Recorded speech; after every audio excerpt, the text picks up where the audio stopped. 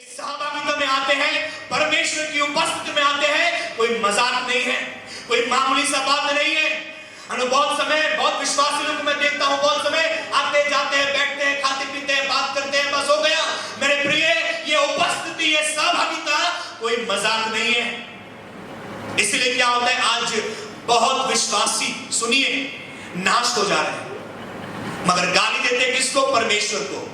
गाली देते किसको? चर्च को, क्योंकि आपके अंदर लापरवाही है, आप ध्यान नहीं देते हैं, आप सभी चीजों को बहुत ही साधारण समझते हैं, मामूली समझते हैं। इसीलिए क्या होता है, मामूली जीवन आप जी रहे हैं, मामूली जीवन आप जी रहे हैं, क्योंकि आप सभी चीजों को मामूली समझते हैं, प्रार्थना को मामूली समझते हैं, उपवास को साधारण, कोई बात नहीं है, मैं रख सकता हूं।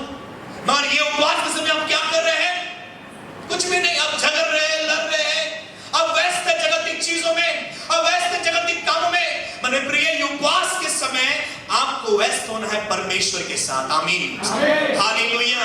ये 1 घंटा का आराधना इसलिए नहीं है कि मेरा आवाज कितना सुंदर है, या बैंड का आवाज कितना सुंदर है, या मेरा गिटार कितना अच्छा है, या मेरा साउंड सिस्टम कितना अच्छा है, नहीं मेरे प्रिय, मगर ये 1 घंटा का प्रार्थना, 1 घंटा का आराधना इसलिए है कि हम लोग ज्यादा से ज्यादा समय हम लोग प्रभु की उपस्थिति में बिताए। आमीन, हालेलुया।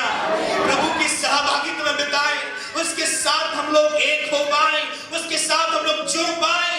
ये जरूरी है, आज ये जरूरी है, क्योंकि बहुत समय हम लोग अपने घर पे हम लोग को समय नहीं मिलता है, या बहुत समय चर्च में भी आधा घंटे का रात में बहुत समय लगता नहीं कि पूरा हो चुका है, बहुत समय वो भी लगता है कि अधूरा है।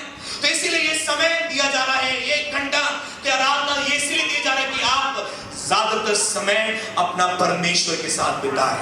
हम लोग दिन में 12 घंटा, दिन में 18 घंटा, दिन में 20 घंटा हम लोग जगत में बिताते हैं, मगर बहुत समय हम लोग 1 घंटा भी हम लोग परमेश्वर को नहीं दे पाते हैं, और बोलते हैं, परमेश्वर तू जीवन भर का खुशी दे मुझे, जीवन भर का तू आनंद दे मुझे, जीवन भर का शांति दे मुझे। हम लोग कुछ चंद समय हम लोग दे नहीं पाते हैं परमेश्वर को, उसी में भी लापरवाही है। मेरे प्रिय, मसीह जीवन एक मजाक नहीं है। मसीह जीवन मजाक उन लोगों के लिए है जो लोग एकदम साधारण से आते हैं, कोई परवाह नहीं करते हैं, कोई उन लोगों के अंदर कोई इच्छा नहीं है, कोई कोशिश नहीं है, उन लोगों के लिए साधारण है। मगर मेरे लिए खास करके, अगर कोई हो या ना हो, मेरे लिए, मेरे परिवार के लिए मसीह जीवन को एक मामूली बात नहीं है, साधारण सा बात नहीं है, मगर हर एक दिन विश्वास कीजिए, मसीह जीवन मेरे लिए सिर्फ सामर्थ का बातें हैं, मसीह जीवन मेरे लिए ताकत का बातें हैं, मसीह जीवन मेरे लिए आशीष की बातें हैं, मसीह जीवन मेरे लिए शांति की बातें हैं, और मैं हर एक दिन इसको मैं जीता हूं मेरे जीवन में। आमीन, हालेलुया। मैं हर एक दिन मैं कॉन्फिडेंस से, मैं आनंद से बोल सकता हूं कि मैं हर एक दिन मैं आनंद में रहता हूं, शांति में रहता हूं, परमेश्वर मुझे हर एक दिन आशीष करता है। यही कॉन्फिडेंस मेरे प्रिय आपके अंदर भी रहना चाहिए। आप भी गर्व से बोले, मैं आनंदित हूं, मैं शांति में हूं, मैं सामर्थ्यशाली हूं, मेरा परमेश्वर मेरा प्रार्थनाओं को सुनता है। आमीन, आमीन, आमीन। ये सब बातें उन लोगों के लिए बेवकूफी का बातें हैं जो लोग, हम लोग बहुत ही लाइटली लेते हैं मसीह जीवन को, ये इस चर्च को लाइटली लेते हैं। मगर मेरे लिए चर्च में जैसे मेरा परमेश्वर मुझे गाइड करता है, उसका आत्मा जैसे मुझे परिचालना करता है, मैं वैसा ही चाहता हूं कि ये चर्च भी पवित्र आत्मा के द्वारा, किसी इंसान के द्वारा नहीं, पवित्र आत्मा के द्वारा ये चर्च परिचालित हो। आमीन, हालेलुया। पवित्र आत्मा के द्वारा ये चर्च परमेश्वर चलाए, उसका आत्मा चलाए इस चर्च को, उसका आत्मा चलाए हर एक सदस्य को। मेरे प्रिय, ये जरूरी है, ये जरूरी है।